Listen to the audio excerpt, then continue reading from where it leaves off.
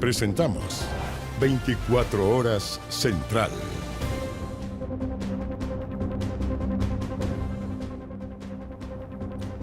Bueno, ya lo adelantamos hace instantes. Ha trascendido que el Tribunal Constitucional destituyó de su cargo de senadora a Isabel Allende. Esto luego de revisar los antecedentes en medio de la compra de la casa del expresidente Salvador Allende. Claro, una votación que sería por 8 votos a favor y 2 en contra de la destitución. Estamos con Poirot Escobedo y los detalles. Poirot, ¿cómo te va? Buenas noches.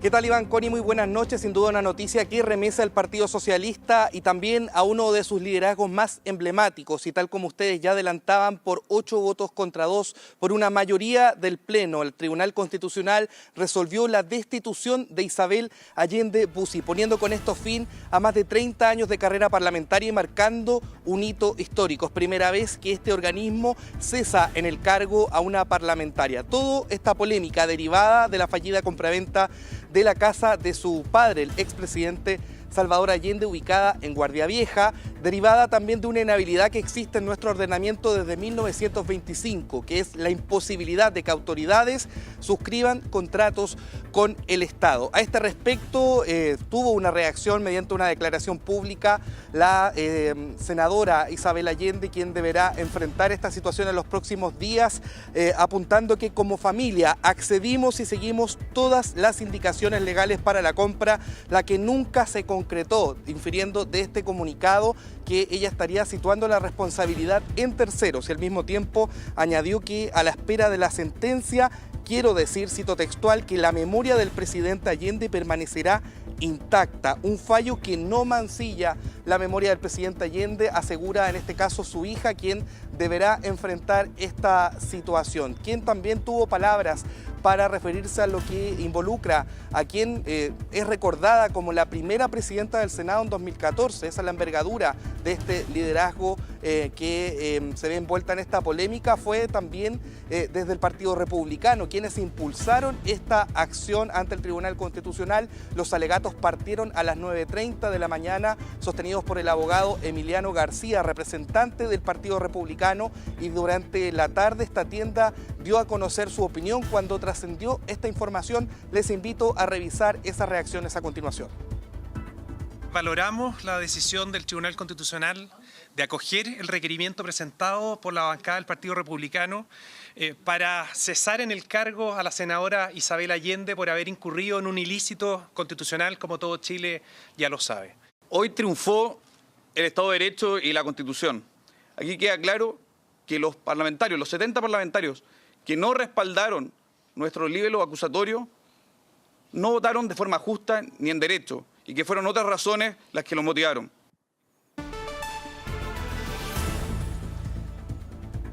Bien, hay representantes del Partido Republicano que impulsaron esta acción constitucional contra la senadora Isabel Allende, y también esto fue secundado por la oposición representada en Chile Vamos, el abogado Máximo Pavés, quien señaló que es imposible pensar que Isabel Allende no conociera los detalles de este contrato. Revisemos a continuación las palabras que surgieron precisamente desde la UDI, acompañado en este caso Máximo Pavés por la abanderada presidencial de su coalición, Evelyn Matei.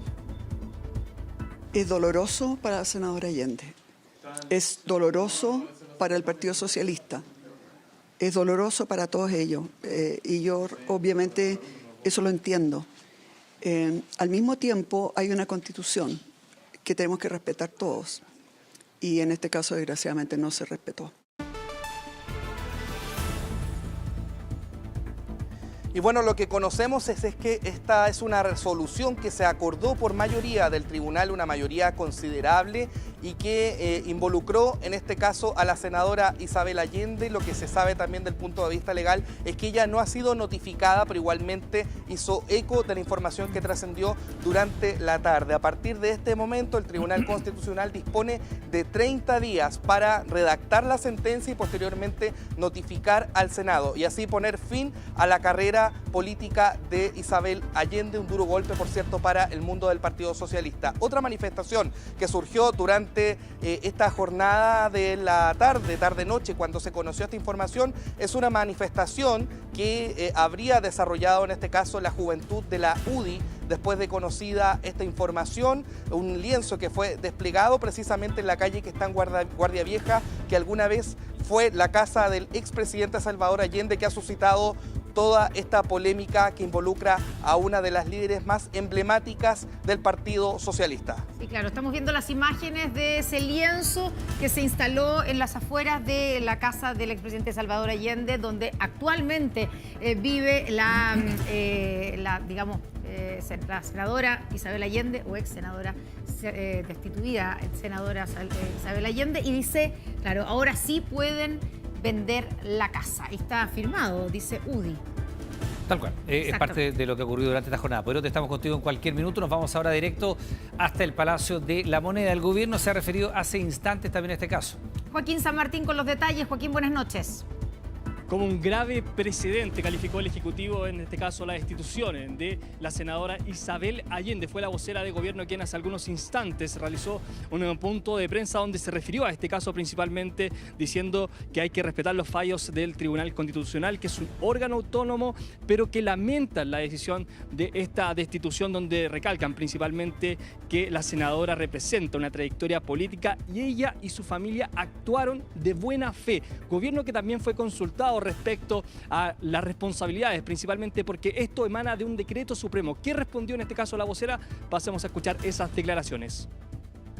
Nos corresponde, por supuesto, respetar los fallos del Tribunal Constitucional, pero no podemos sino lamentar una decisión que, de acuerdo a los antecedentes que tenemos a la vista, generaría un precedente grave. Tenemos la convicción de que ella y su familia actuaron de buena fe. Así es, el gobierno que reconoce que hubieron errores en los procesos de compra, pero que todo esto forma parte de la investigación judicial en esta arista por la fallida compra de la casa del expresidente Salvador Allende. Bien, Joaquín, muchas gracias. Buenas noches. Buenas noches. Bueno, y donde también ha habido reacciones es en el propio Partido Socialista. Ya, vamos a ir con María Jesús Chacón, porque es una jornada también clave para el Partido Socialista que está en las definiciones de su carrera presidencial propia. María Jesús, contigo. Muy buenas noches. Claro, desde que se conoció esta noticia, el Partido Socialista ha sido, por supuesto, el centro de la atención. Les vamos a pasar a mostrar de inmediato acá el frontis del Partido Socialista, porque esta tarde justo se estaba realizando una actividad en la sede del Partido Socialista, por lo que habían distintos miembros de la directiva de este partido. ¿Qué es lo que han dicho? Porque pudimos hablar con el vicepresidente del partido y también con Camilo Escalona, el secretario general, y lo que han dicho los dos en la misma línea es que van a esperar un pronunciamiento oficial del Tribunal Constitucional sobre este tema para dar una declaración respecto a eso. Lo que han dicho es que han destacado la trayectoria de la senadora en el Parlamento, estos más de 30 años en que ha trabajado en el Congreso Nacional. Pasemos de inmediato a escuchar esas declaraciones. Mire, no conocemos ninguna resolución del Tribunal Constitucional. De manera que no tenemos nada que responder. En la medida que no hay una resolución que nosotros conozcamos, institucionalmente el Partido Socialista no puede hacerse cargo. De todas maneras, en el día de mañana se reunirá nuestra mesa nacional para analizar la situación. Es una decisión que hay que acatar porque efectivamente la toma en Tribunal Constitucional. Desconozco si hay instancias que permitan que la senadora apele esta decisión, pero me parece que aquí hay que actuar apegado al Estado de Derecho, a las normas que nos rigen, y el Tribunal Constitucional ya ha hablado. Quiero en principio solidarizar con Isabel Allende, con su trayectoria, con el legado además de su familia, que ha implicado para la izquierda también un legado histórico por las luchas sociales. Y en ese sentido, solamente solidarizar en un momento que obviamente es de pesar. Yo le aseguro que hasta los parlamentarios que presentaron esto tienen de ella la más alta estima. Entonces es muy triste. Es muy triste que por impericia, por hechos errados de una serie de asesores que intervinieron, termine teniendo este impacto en una figura como ella. Bien, distintas declaraciones por parte de la alianza del gobierno, incluso de la candidata presidencial Carolina Toá, puntos a los que hay que estar atentos y por qué esta noticia viene a mover el Partido Socialista. Bueno, la senadora es la heredera política de Salvador Allende, así que es una noticia que viene a marcar. También lleva más de 30 años y además hay que recalcar, ustedes lo decían, están en plena conversación presidencial, así que hay que ver durante los próximos días cómo se desarrolla eso con esta noticia. Bueno, claro, hay que recordar, María Jesús, que todavía no se conoce el fallo, este es un trascendido, pero que ha habido reacciones desde el gobierno hacia abajo y la propia senadora Isabel Allende, de hecho, cuando manda el comunicado, lo firma con su nombre y sus dos apellidos, sin el título de senadora de la República, lo cual es bastante indicativo de aquello. María Jesús, muchas gracias, buenas noches. Ahora. Nos vamos a otros temas. Este jueves se confirmó el hallazgo de restos de ropa en la zona de búsqueda de los 7 pescadores desaparecidos tras el naufragio de la lancha Bruma. Claro, hace algunos momentos nada más familiares anunciaron una querella por el delito de homicidio contra el capitán del buque Cobra. Óscar Jara tiene los detalles. Óscar, ¿qué tal? ¿Cómo están? Muy buenas noches. Sí, ha sido una jornada intensa con varias novedades, pero lamentablemente no la que más esperan estos pescadores, estas familias de El Maule, que es encontrar a estos 7 tripulantes del Bruma que siguen desaparecidos durante ya 5 días, pese a que ha sido intensa la búsqueda allá en las cercanías de la isla Santa María, por aire, por mar y también bajo el agua. Búsqueda que hoy arrojaron algunos resultados. Se encontraron los primeros elementos de el Bruma. Varios elementos que son propios, artefactos que son propios de la embarcación, pero uno en particular, una zapatilla que podría pertenecer a uno de estos 7 tripulantes que siguen en condición de desaparecidos. Eso es un indicio, es una buena señal, pero también comienza a disminuir la esperanza de las familias de encontrarlos con vida. Lo han dicho durante la jornada los dirigentes, los pescadores que han ido a la zona, que han participado en la búsqueda, han dado testimonio de que la embarcación quedó tan destruida que también es poco probable que alguien haya podido sobrevivir a ese impacto. Es eso lo que ha dado pie a lo siguiente, ustedes lo decían, ya han anunciado una querella por homicidio directamente contra los responsables de esta tragedia, de esta colisión que dejó destruido al Bruma allá en la cercanía de la isla Santa María. Les quiero invitar a escuchar reacciones que captamos durante esta jornada aquí en Talcahuano. Y ojalá Dios quiera que ahora, como habrían más embarcaciones, encuentren a un tripulante, no sé. Si fue capaz de destruir una quilla que tiene acero abajo y que es capaz de dañar la embarcación Cobra, entonces, perdón, el nivel de fuerza, no creo que un cuerpo sea capaz de resistir ese nivel. En lo penal vamos a interponer una querella por el delito de homicidio, no por cuasi delito de homicidio, sino que por el delito de homicidio, y además en sede vamos a interponer en sede civil una solicitud de arraigo respecto del buque de la pesquera Blumar.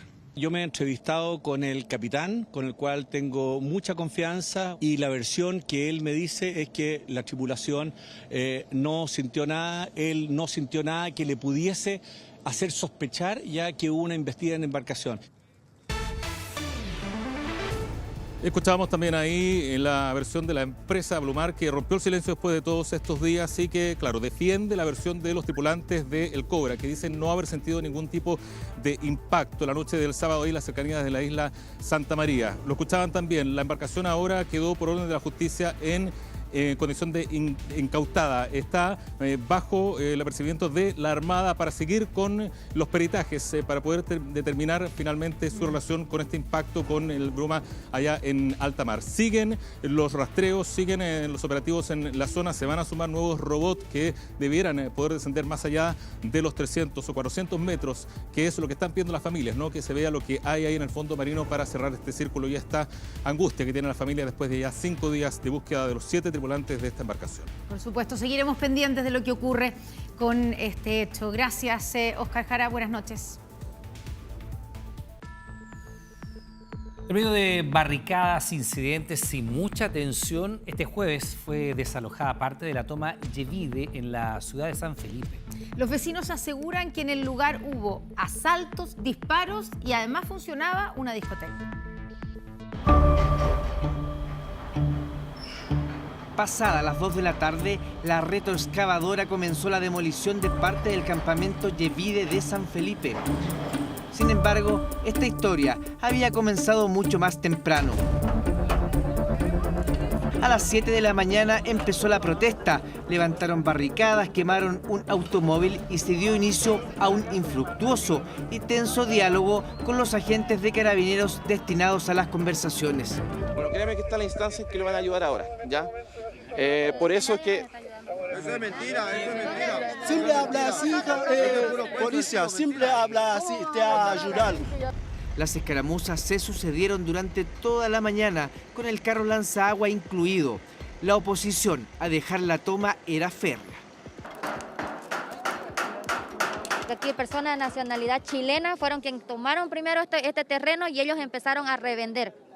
Luego los haitianos compraron y otra vez vendieron. Entonces fuimos realmente estafados porque, claro, sabíamos que no tenía documentación, pero prácticamente lo hemos comprado porque no hemos venido nosotros directo a poner un palo y decir que era nuestro. Este campamento está compuesto por un lote de 3 paños, data de 2020, y el dueño es la constructora San Bartolomé.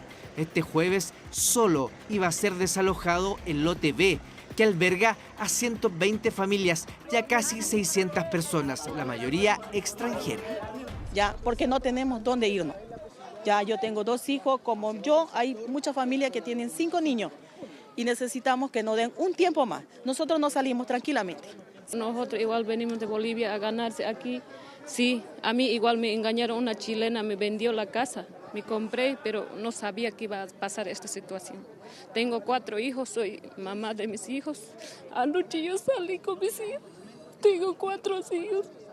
Y aunque fueron notificados en enero de que esto sucedería, hoy no lo podían creer. Somos personas honradas que venimos a trabajar y hacer el trabajo, o sea que muchas personas no lo hacen de acá de su país.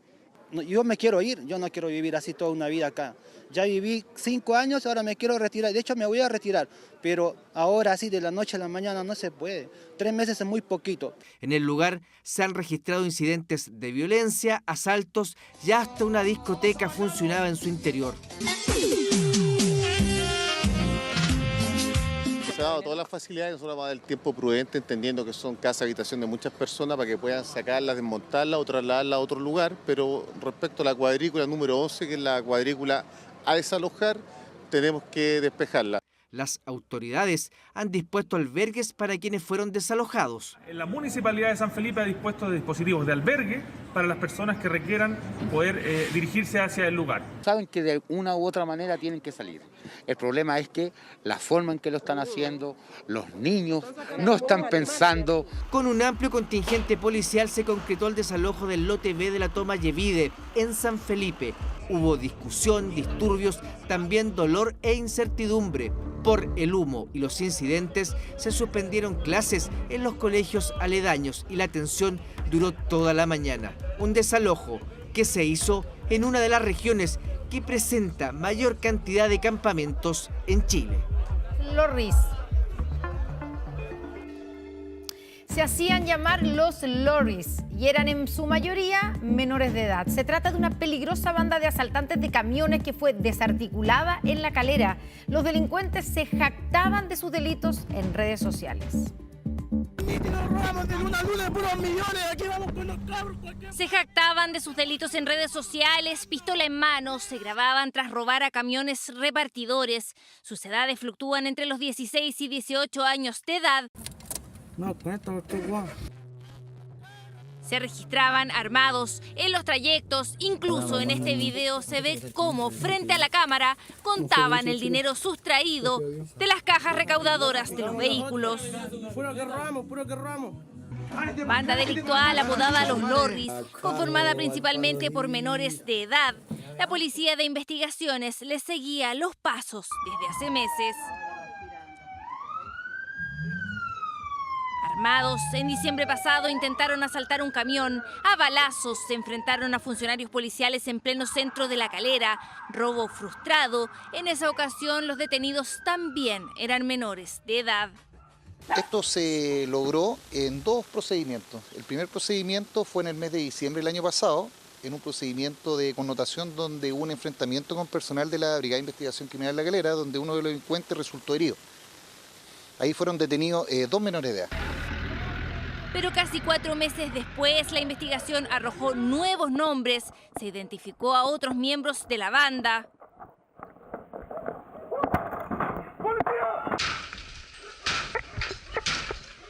El miércoles se allanaron 5 viviendas y hubo 4 detenidos. Nuevamente 3 de ellos eran menores de edad y uno de 18 años. Se incautó droga, armamento y dinero en efectivo. Aparentemente lo utilizaban para comprar droga. Logramos establecer los sujetos a esta banda y esta semana ingresamos a los domicilios ubicados en la comuna de Nogales a los imputados y además encontramos una gran cantidad de droga. Encontramos más de 10 kilos entre cannabis sativa, ketamina y cocaína, más armas de fuego que entendemos que también fueron utilizadas para los robos. El mayor de edad, 18 años, él hacía un seguimiento a los distintos camiones que llegaban a la comuna de Calera y Nogales. Posteriormente él daba la instrucción y los menores eran los encargados de ejecutar. Hay más involucrados. Hay uno que en el procedimiento ayer se dio a la fuga. Pero aún falta el líder de la banda, se encuentra prófugo tras huir en medio del operativo. Banda vinculada a al menos 8 ilícitos que sembraba el terror a plena luz del día.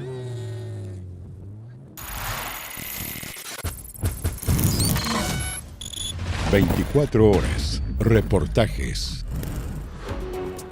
Hablemos de la codeína. Es un fármaco utilizado para aliviar la tos. Solo se vende con receta médica, pero aunque no hay cifras, muchos la usan para drogarse. Es una historia conocida que sigue vigente. ¿Cómo logran saltarse las normas para conseguirla? Hicimos ejercicios periodísticos, fiscalizamos junto al ISP y conversamos con personas que compraban incluso al por mayor y terminaron con sus vidas destruidas. Yesenia Yamet, Tomás Guíñez y Verónica Olavarría con 24 horas reportajes.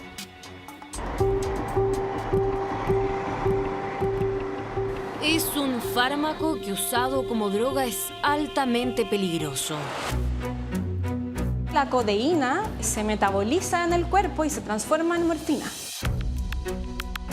En Chile no existen cifras sobre el consumo de codeína, pero quienes han sufrido su adicción nos ayudan a entender lo que hay detrás de ella. La droga te esclaviza, la droga te mantiene preso, la droga no te deja actuar como una persona. Uno está en riesgo vital porque el consumo de droga en adicción te puede llevar a la muerte, al hospital o la cárcel. Eso es algo que es muy conocido entre adictos. ¿Pero es tan sencillo conseguirla? Tienen entre 26 y 57 años. Son de distintas generaciones, pero las historias de Alejandro, Claudio, Marcelo y a quien llamaremos Nicolás coinciden en la misma adicción. A los 13 años yo empecé a consumir la codeína, que fueron alrededor de 5 años. 5 años que estuve solamente en eso. Después de ahí empezamos a mezclar el jarabe. Bueno, en la codeína yo estuve como 2 años pegado en eso. Empecé también pues, compartiendo con amigos.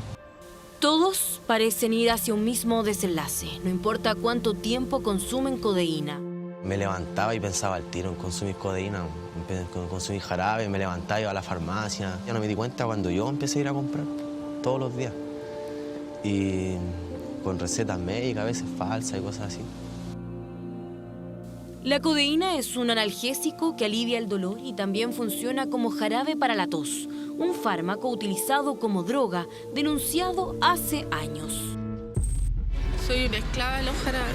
Este es mi almuerzo para mí, pues yo no como, así que... Salud, chicos. Salían de la farmacia y de inmediato destapaban el frasco de Sedopect, un jarabe de los baratos elaborado a base de codeína.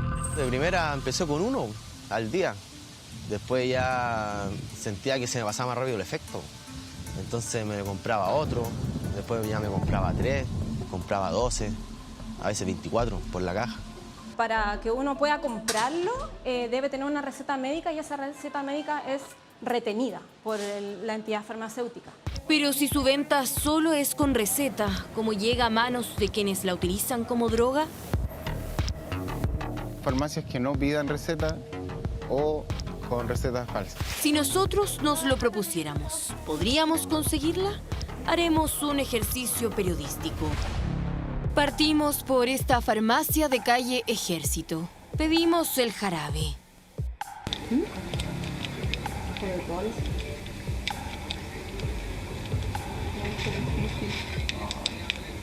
Justo que de eso acá sería como super piola así. Sí,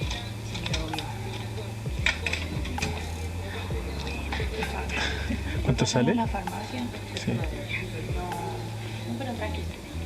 5.730. ¿Tiene efectivo? Sí. Ya déme la cuenta. Jamás se nos pide la receta. En un minuto exacto compramos un producto que incluso puede ser mortal. Disminuye la conciencia, el paciente está muy letárgico, puede incluso como quedarse dormido y no despertar. Y lo más grave es la disminución de la frecuencia respiratoria. O sea, la respiración se hace cada vez más lenta e incluso puede llegar a quedar sin respiración el paciente y en el fondo eso llevar a la muerte. Seguiremos indagando para saber si esta irregularidad se repite en otras farmacias. Pero ese no es el único sitio para conseguirla. Quienes han transitado por la adicción a la codeína advierten que es la puerta de entrada al mundo de las drogas. Es tan peligroso, en el fondo, consumirlo como una droga, porque se va produciendo esta tolerancia, cada vez van necesitando más droga. Por lo general nos juntamos todos los fines de semana a tomar codeína. Ya después era todos los días. Las dosis subían porque ya igual uno va generando tolerancia, entonces ya un jarabe ya no me lo tomaba en 3 litros, pues, lo diluía en una botella de 1,5 litros nomás. Más de 20 años perdido en la adicción, pérdida de mi vida personal, pérdida de poder crecer, desarrollarme como padre. Andaba deambulando sin tener ningún objetivo ni sentido de vida. La gente tiene una idea errada sobre qué es un adicto, como que piensan que es alguien que está en la calle y que está tirado, pero en realidad puede ser tu jefe y puede ser tu vecino, tu tío. ¿Sigue siendo la codeína una droga de inicio entre los jóvenes? En un parque de la capital ellos mismos nos explican. El consumo está muy masificado. A los jóvenes, sobre todo las nuevas generaciones. Yo tengo varios hermanos pequeños que se venden, en los colegios se venden muchas más cosas que afuera, literalmente. Súper abiertamente en las redes sociales o en este caso en la plataforma de se presta demasiado. Hacemos la prueba. Solo buscando por codeína se nos despliegan distintas opciones. Decidimos hablar con algunos. Buena compita, ¿están letales? ¿Aún te interesan? Sí, mano, tan certera. ¿Y pegan? Sí, pues, compa. Buena compita, ¿qué tan letales son? Sí, está súper rica.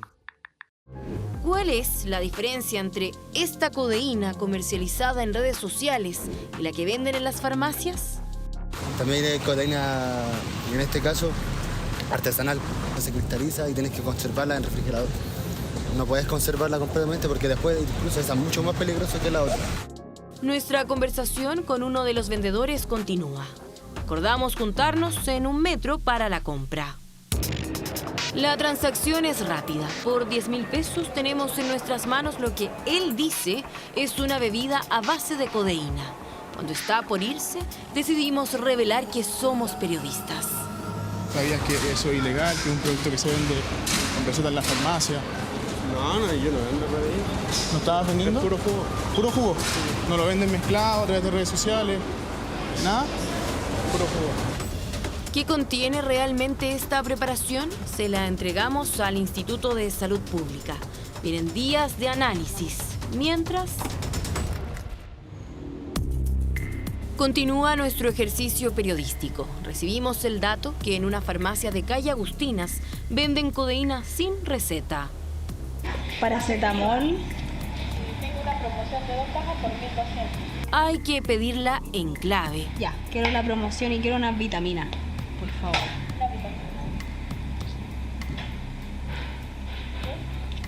¿Ah? Sí.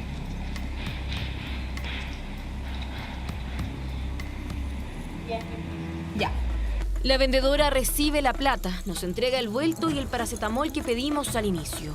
Sale del cuadro y un minuto después nos pasa esta bolsa. Acabamos de comprar el jarabe. Entregamos toda la información de la venta sin receta de codeína al ISP. Comienza la fiscalización. Al interior de la farmacia de Ejército se encuentra la misma vendedora.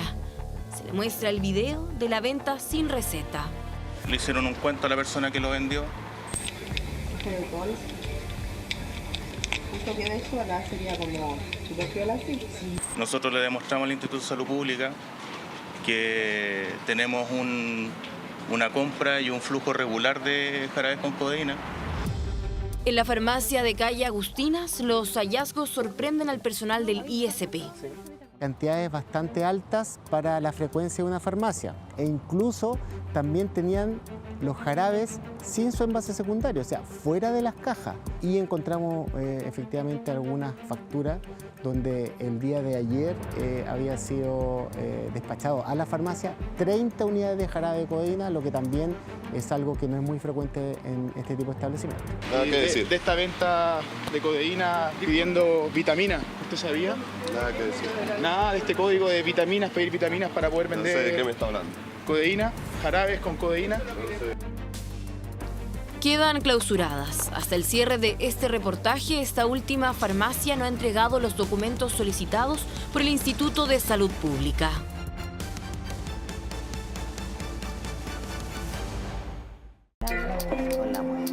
¿Recuerda la botella de codeína que compramos en redes sociales? Ya están los resultados. El análisis del ISP arroja que su contenido no es otra cosa que bebida con un gran porcentaje de cafeína. Lejos de este engaño, Nicolás, Marcelo y Claudio siguen con su rehabilitación, una que aseguran es dura. Obviamente he tenido varios cuadros de abstinencia, que he estado nervioso, con sudoración, me he querido ir, me he pegado duchas de agua helada y sigo en lo mismo, que es un pensamiento negativo, que es un pensamiento de querer consumir y uno no lo puede sacar. Ellos, igual que Alejandro, deciden tratarse cuando el costo ya es demasiado. Uno se esclaviza para poder conseguirlo y lo haces parte de tu vida, te vuelves dependiente. No te importa si robas para conseguirlo, robar en tu misma casa para poder conseguirlo. No tuve que ir de la casa, en algún momento perdí trabajo, perdí parejas, perdí familia también. Estaba haciendo daño a gente que no se lo merecía quizás y que en cualquier momento podría estar en un hospital o en una cárcel, si eso es lo que te lleva a la droga. Un fármaco mal usado, utilizado para drogarse, que parece ser menos duro, pero que gatilla los mismos resultados. Personas combatiendo una adicción por algo que comienza como una entretención. Bueno, y se está agudizando la polémica por el Viernes Santo porque el retail insiste en abrir sus grandes tiendas ese día, aunque de concretarse, la atención está centrada en asegurar que ese día sea libre para aquellos trabajadores que lo tienen ya como un derecho adquirido. Todo podría aclararse este fin de semana. Presta atención. Ailín y Francisca trabajan en un bazar que, entre otras cosas, vende productos para Semana Santa. ¿Qué producto bueno tienen como para Viernes Santo? Están los canastitos para colocar los huevitos. Y están estas bolsitas también.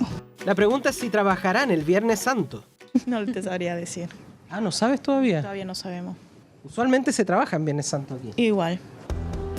Lo mismo que aparentemente ocurrirá con cientos de trabajadoras y trabajadores del retail, ya que las principales tiendas del gremio han anunciado que abrirán durante ese feriado. Las empresas han tomado decisiones ajustándose a la ley y en muchos casos ofreciendo alternativas adicionales como la voluntariedad y beneficios monetarios que han sido valorados por los trabajadores. Es grave cuando se antepone o se mercantiliza el dinero versus los derechos de los trabajadores. Hoy día parece que el poder del dinero están sobre los derechos fundamentales.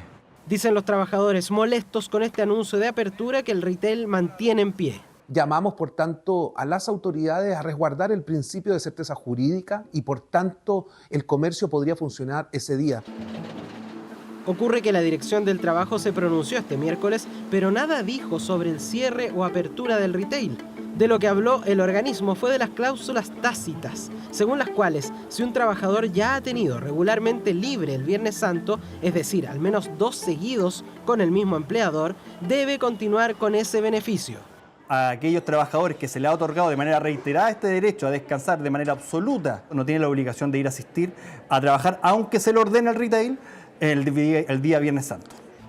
Y esto ha sido tema este año, entre otras cosas, por los argentinos. Su visita significó un repunte fundamental para el comercio este verano. Y como en el país vecino el feriado de Semana Santa parte el jueves, podría haber muchos que viajen a Chile a hacer compras. Y el retail, claro, no quiere tener cerradas sus tiendas en tales circunstancias. ¿Y el año pasado trabajaron en Viernes Santo? Sí. Ah, claro, ya han trabajado en Viernes Santo. Ahí no hay mucho que hacer, el negocio suele abrir en Viernes Santo, pero el derecho adquirido es norma para todos quienes sí han tenido libre esta fecha regularmente. Los trabajadores que ya tienen este derecho adquirido no tienen la obligación de ir a asistir, pero el retail puede abrir sin ningún problema. ¿Podrán Ailín y Francisca ver cómodamente en sus casas una nueva edición del clásico Jesús de Nazaret por las pantallas de TVN? Todavía no estamos seguros. Dependerá de su jefatura. Para los trabajadores del retail, en tanto, aún hay una reunión tripartita convocada por el Ministerio del Trabajo para este sábado. Claro, podría hacerlo con los nuevos, que eso es lo que nosotros también criticamos. Acá no puede haber trabajadores de primera y segunda categoría. Lo que allí ocurra podría despejar dudas sobre aquellos trabajadores cubiertos por la cláusula tácita del derecho adquirido. No obstante, la apertura del retail parece estar clara. Hasta ahora, las tiendas buscarán abrir el Viernes Santo. Durante el año 2024 se registraron 3,3 asesinatos al día. Es parte de las conclusiones del informe de homicidios que presentó el Ministerio de Seguridad. Una investigación que además revela las regiones y los horarios donde más se cometió este delito. Mire. Desde la tarde del lunes ya nada es igual en la comuna de Nacimiento. Amigos de Mateo, el joven de 15 años que fue asesinado tras una presunta riña, instalaron una improvisada animita. Salía siempre con él. Era bien amiguito mío. Era un buen niño, era sociable, así, era cariñoso. Era buena persona. El estudiante fue asesinado mientras aún vestía su uniforme escolar a plena luz del día.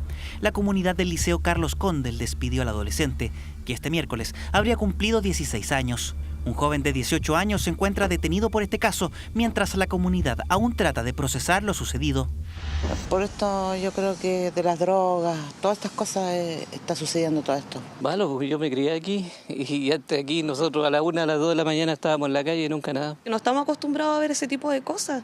O sea, para nada, menos en la juventud. Yo pienso, no tengo hijos, pero tengo sobrinos de una edad parecida. O sea, de verdad que estamos todos impactados. Es algo muy trágico, algo que no se lo oía a nadie.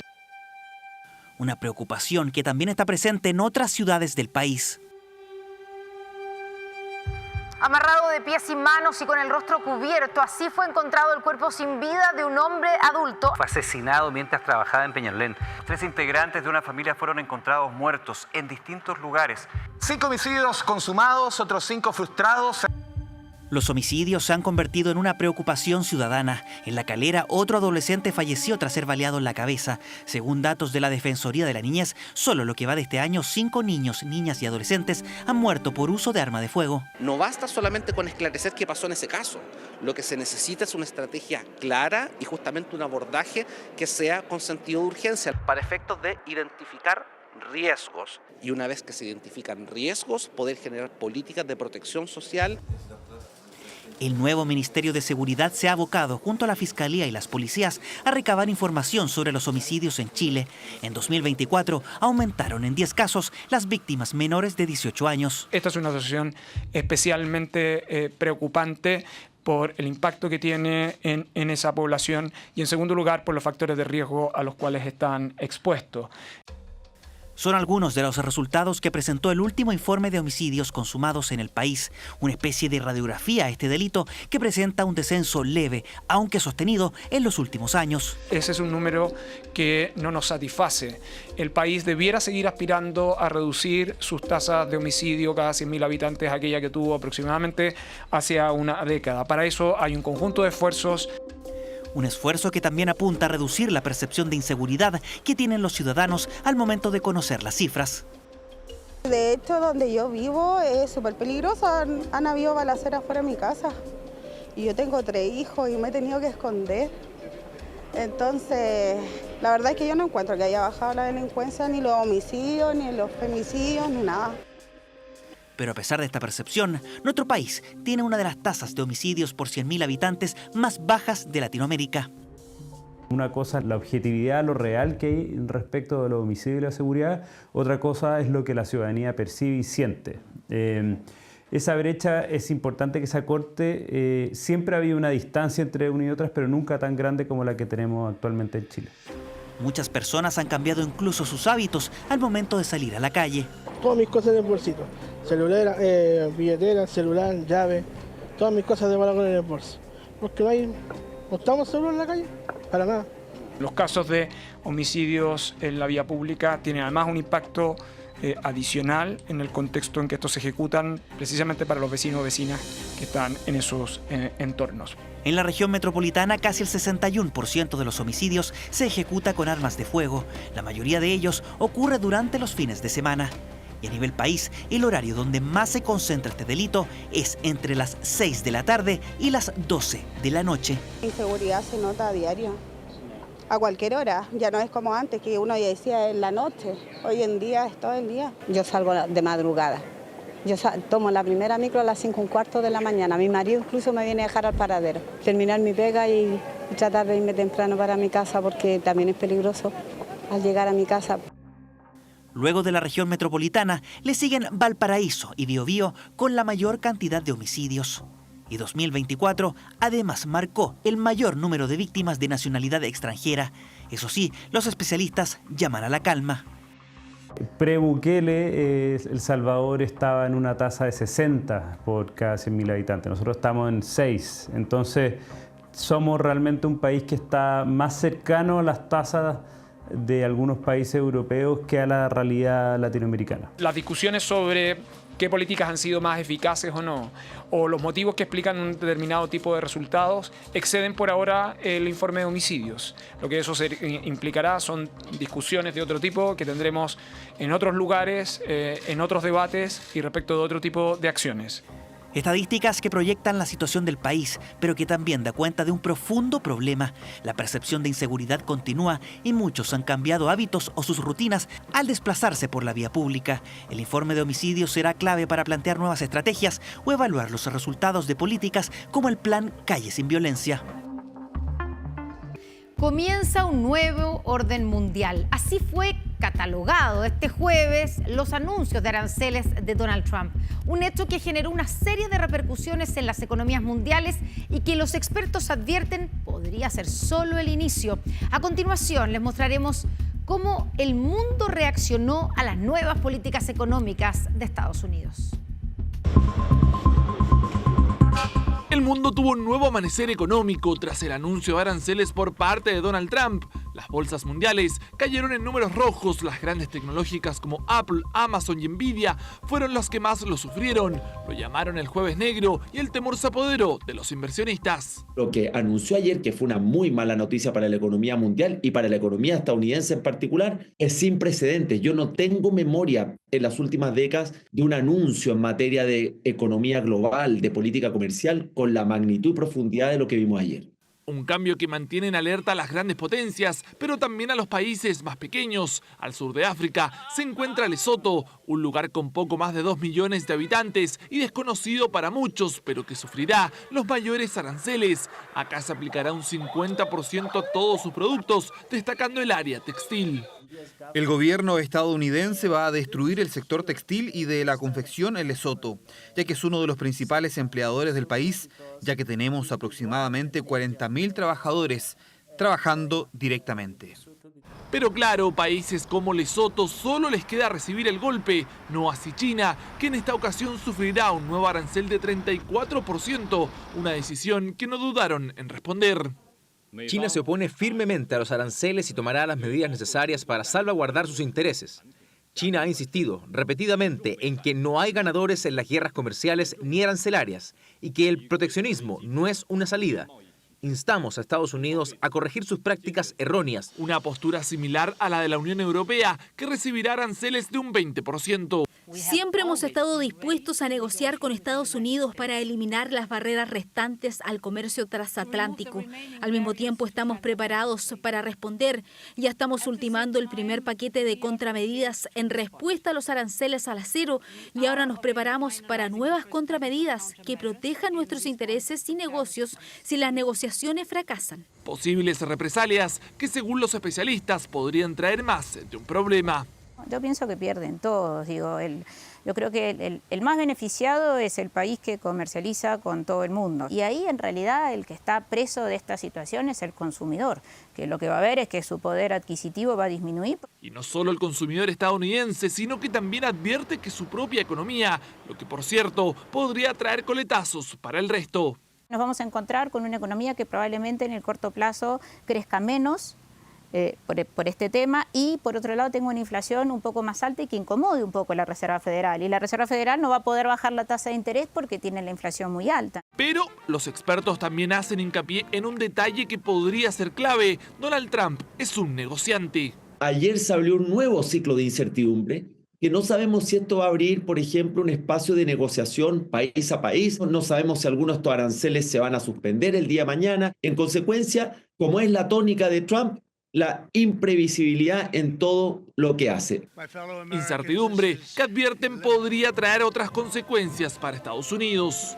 Siempre que una economía se cierra hay otra que puede sacar partido, ¿no? ¿Verdad? La gran lección que hay que aprender ahora es, por decirlo en términos financieros, una cartera de clientes diversificada. Qué importante que es tener mis destinos de exportación diversificados. Un hecho que puede ser clave para el futuro económico mundial. Por ahora, los inversionistas siguen observando el comportamiento de los mercados.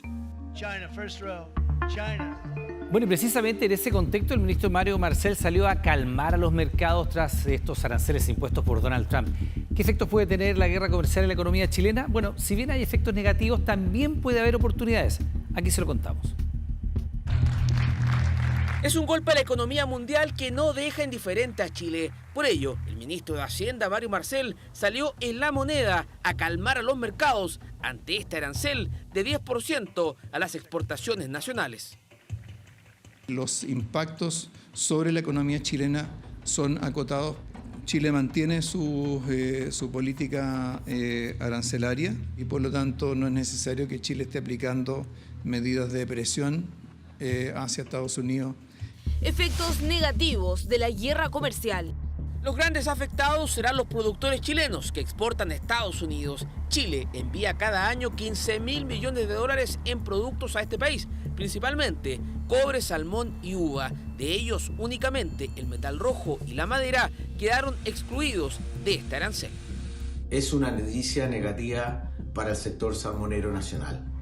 Estados Unidos representa un 40% de las exportaciones de salmón al mundo. En el costo ya tenemos un 10% extra, eso es lo primero y es muy malo. Esta no es una buena noticia para el país ni para la economía. Traen repercusiones no solo a los mercados, sino finalmente a los consumidores. El segundo impacto lo sentiremos en nuestros fondos de pensiones. Estos, al estar invertidos en bolsas de todo el mundo, ya han sentido el golpe de esta guerra comercial, algo que podría acentuarse ante las recientes informaciones. Por cierto que ahí también hay un canal de transmisión hacia los consumidores, a los ahorrantes que a veces de forma pasiva están involucrados en los mercados bursátiles. De hecho, varios bancos han notificado a sus clientes de la alta incertidumbre mundial, con llamados a diversificar las inversiones en fondos mutuos o cuenta 2. El tercer impacto viene con la expectativa de un menor crecimiento mundial. Es que si el mundo crece menos, Chile también lo hace y aquello podría repercutir en el empleo. Pero tenemos que evaluar el alcance de estas medidas, porque efectivamente son medidas que implican costos, pero que también pueden implicar oportunidades. Oportunidades de la guerra comercial. Pero ojo, los aranceles de Trump también generan ciertas oportunidades para nuestra economía. En medio del desplome de los mercados del mundo, también cayó el precio del petróleo, algo que a corto plazo podría hacer caer el valor de los combustibles. Transitoriamente puede ser una buena noticia, sin embargo, hay que tener mucho ojo que esa baja del precio del petróleo está reflejando una preocupación mayor por el crecimiento mundial hacia adelante. Cada vez que el mundo ha tenido una crisis, el precio del petróleo ha caído de manera significativa. La huida de los inversionistas de Estados Unidos ha hecho caer las tasas de los bonos del Tesoro, lo que puede beneficiar a las tasas hipotecarias también en nuestro país. Otro efecto que habrá que monitorear son productos como los vinos y los salmones, donde países competidores como Italia, Francia y Noruega quedaron con aranceles superiores a Chile. ¿Qué pasará con el cobre? El metal rojo por ahora quedó excluido de nuevos aranceles. Su situación sigue siendo analizada por el gobierno de Donald Trump, pero en el día post se cotizó a la baja en los mercados. Es una buena noticia. Lo que está claro es que Estados Unidos y el mundo necesitan más cobre y Chile es el mayor productor de cobre del mundo. Es muy pronto para tener claridad sobre los efectos que estas medidas pueden tener en el comercio internacional. El ministro Marcel encabezó una reunión con los principales gremios empresariales del país, mientras se confirmó para junio una reunión diplomática con Estados Unidos para analizar estos aranceles y el TLC que rige hace 22 años. Son los efectos y oportunidades de esta guerra comercial, capítulo 2, que sacude a la economía del mundo. Lisa, miramos la carrera presidencial. Fíjese que una polémica frase de Evelyn Matei provocó una respuesta aún más polémica del candidato Johannes Kaiser. El llamativo enfrentamiento genera más distancia entre ambos postulantes a la moneda, justo en momentos en que Chile Vamos mira a otras cartas como Franco Parisi, que llegó esta mañana a nuestro país para participar de la primaria del sector. En la política, mucha gente tiene que comerse muchos sapos. Yo no me meto ni en los gustos culinarios ni en los gustos sexuales de la gente. Pero en la vida mucha gente tiene que comerse muchos sapos. Le querría recomendar que me deje fuera del menú.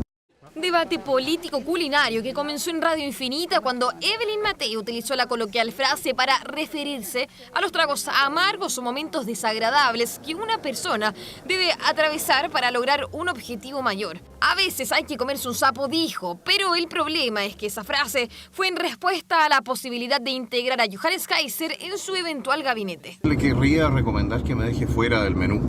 A Kaiser claramente no le gustó la carta, plato que se convirtió en polémica y que de paso distanció aún más al libertario de la candidata de Chile Vamos. Yo no estoy postulando a ser ministro en su gabinete, no estoy postulando a ser miembro de su gobierno.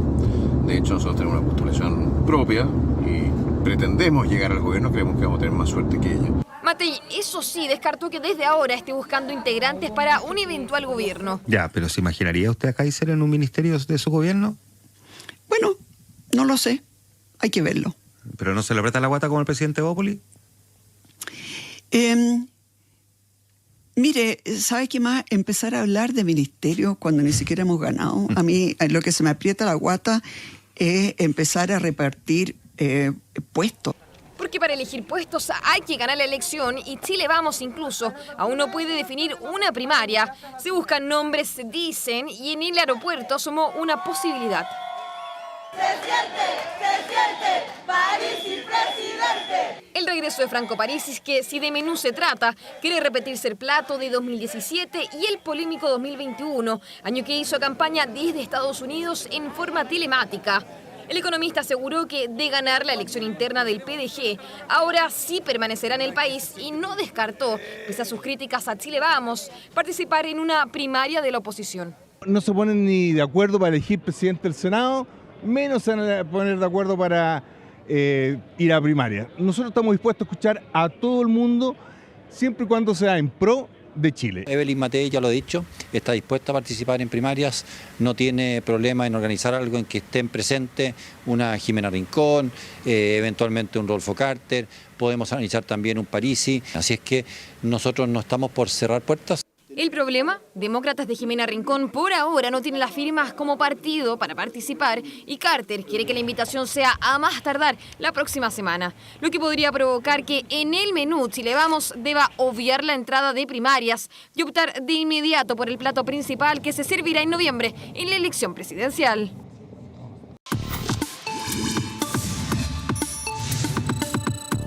Conciencia 24/7. La ciencia ha determinado el momento en que una relación de pareja está destinada al fracaso. Un análisis que abarcó 11.295 participantes reveló que la satisfacción de las parejas que se separan disminuye gradualmente, a veces durante muchos años, hasta que se produce el gran punto de inflexión. Después de ese punto, las parejas estudiadas se separaron entre 7 y 28 meses sin excepción.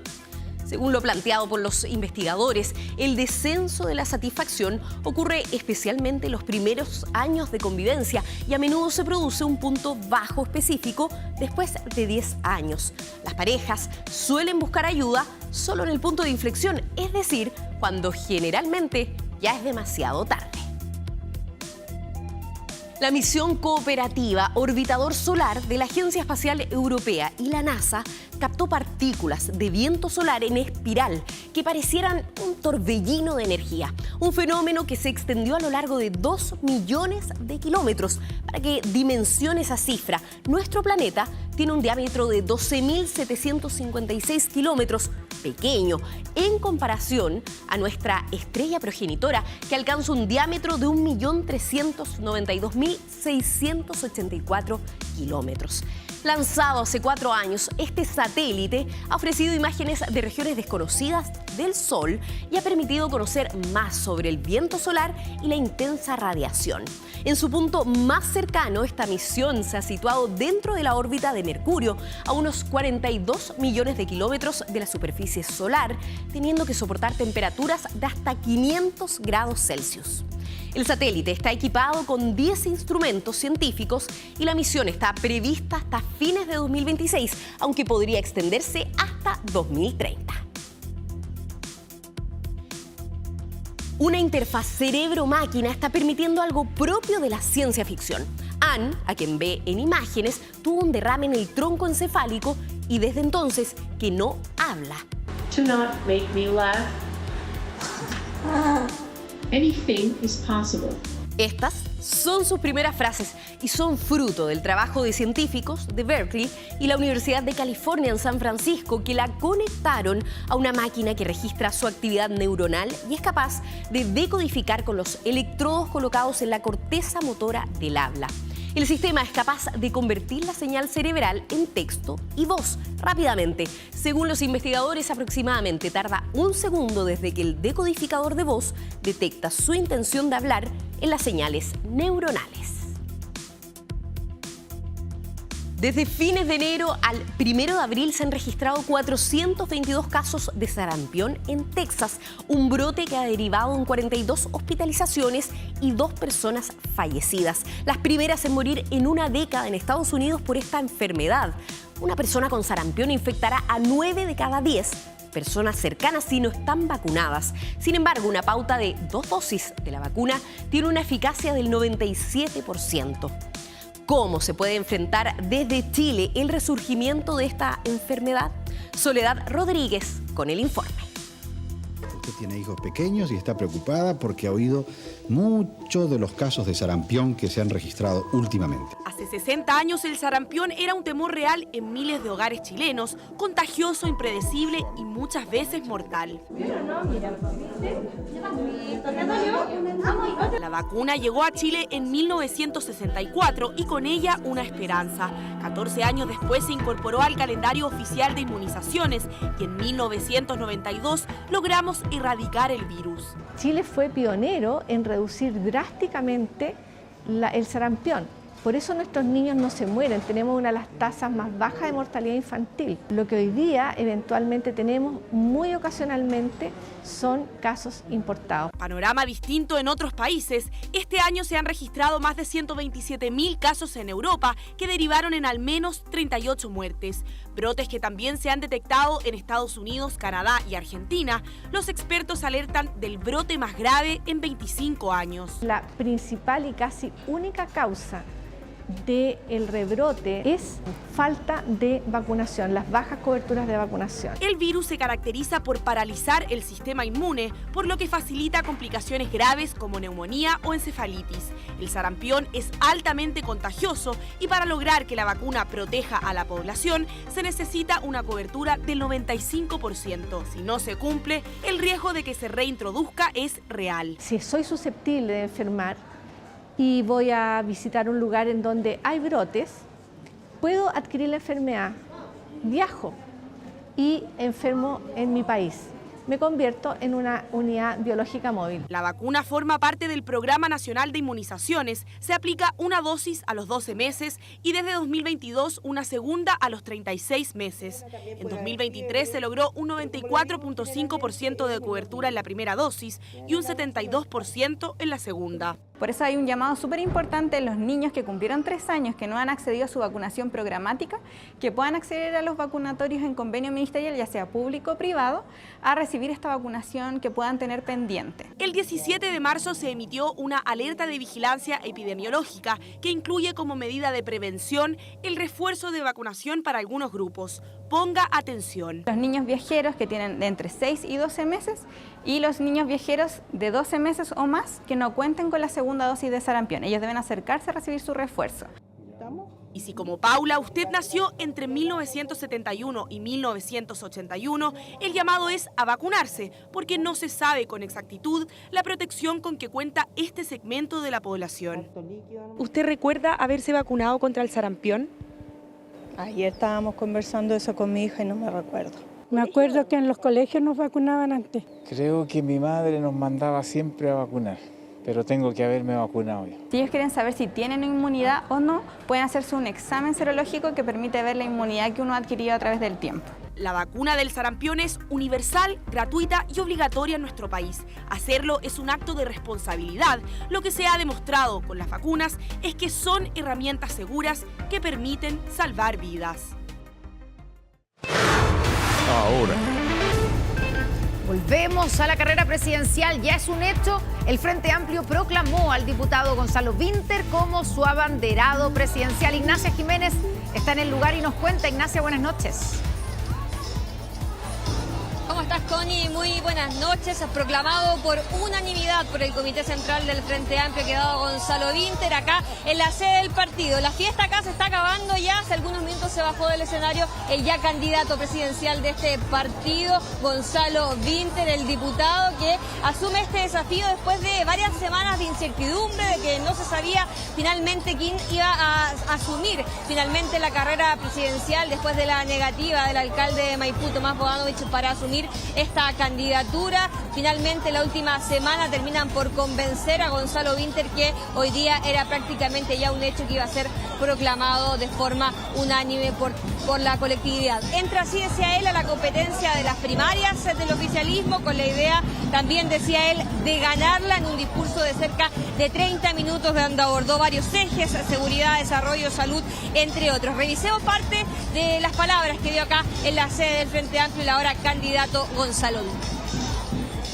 He decidido aceptar la nominación a la que ustedes me han convocado el día de hoy, que he decidido aceptar por 4 motivos principales. El primero es que quiero a Chile. El segundo es que creo en Chile. El tercero es que me inspira en Chile. Y el cuarto, y quizá más importante, es que me preocupa Chile.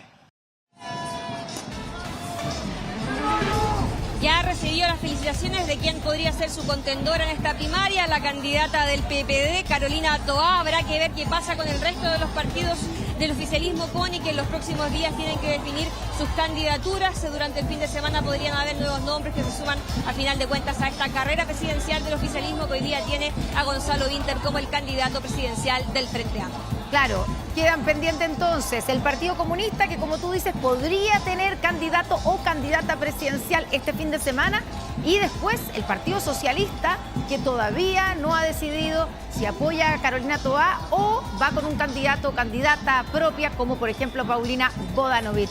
Ignacia Jiménez, muchas gracias, buenas noches. Ya volvemos con 24 Horas Central. Estamos de vuelta en las noticias. Una excavación se realizó en el cementerio de Playa Ancha por la búsqueda de los restos del sacerdote chileno-británico Miguel Woodward, detenido desaparecido en dictadura. Claro, esta diligencia se desarrolló en el marco del Plan Nacional de Búsqueda de Verdad y Justicia. Un memorial a metros del mar en el cementerio 3 de Playa Ancha en Valparaíso es el lugar que Javier Rodríguez tiene para recordar a Miguel Woodward, un sacerdote chileno-británico ex militante del Movimiento de Acción Popular Unitaria, asesinado por agentes de la dictadura en septiembre de 1973. Miguel fue llevado al Hospital Naval, donde falleció a causa de un paro cardiorrespiratorio, producto del lamentable estado físico en que se encontraba. Su caso fue judicializado y está en etapa de plenario, con 9 exuniformados acusados como autores de secuestro calificado y a la espera de sentencia definitiva. Sin embargo, por más de 50 años, sus amigos han buscado su cuerpo. Ya se han hecho 5 excavaciones, 3 se hicieron cuando estaba la señora Eliana Quesada, una jueza, y después 2 más que se produce por un testigo que lo llega, niño de 12 años, ve dónde está el cuerpo y ve que lo empiezan a tirar a una fosa grande. Es esa declaración la que hizo resurgir la esperanza por encontrarlo en los terrenos del Campo Santo porteño. Palas, carretillas y retroexcavadoras ahora deben cavar la zona en busca de algún hallazgo óseo para un posterior cruce de datos genéticos. No han habido resultados todavía. Está ahora el tema del georradar, entonces hay más posibilidades de determinar si hubo movimiento de tierra en todo este sitio, que es bastante amplio. Primero, inicialmente, desde el 2018 acá, con fotos aéreas que veían desniveles del terreno y que podían ver posibles terrenos de inhumaciones. Un riguroso trabajo de maquinaria y excavaciones en terrenos sacramentales, todo en el marco del Plan Nacional de Búsqueda de Verdad y Justicia que se ha desplegado a lo largo de Chile, en la mina La Coca, La Veleidosa y Pisagua. También se lanzaron otras víctimas a este lugar. Entonces también la idea es poder indagar respecto de qué otras víctimas y también poder identificar en virtud de las investigaciones. El Plan Nacional de Búsqueda lo que tiene como objetivo que el Estado se haga cargo de verdad de la búsqueda, de la determinación de la verdad, de la determinación de las trayectorias. Dolor y esperanza para estas agrupaciones en medio de estas excavaciones. Una valiosa diligencia que podría determinar la verdad y buscar responsabilidades. Bueno, en el marco de su gira por la India, el presidente Boric se refirió al anuncio que hizo el presidente de Estados Unidos en materia de aranceles. Bueno, lo que hizo el presidente de Chile fue referirse a las consecuencias que traerán el anuncio de los aranceles y una vez más criticó a Donald Trump. Escuchemos.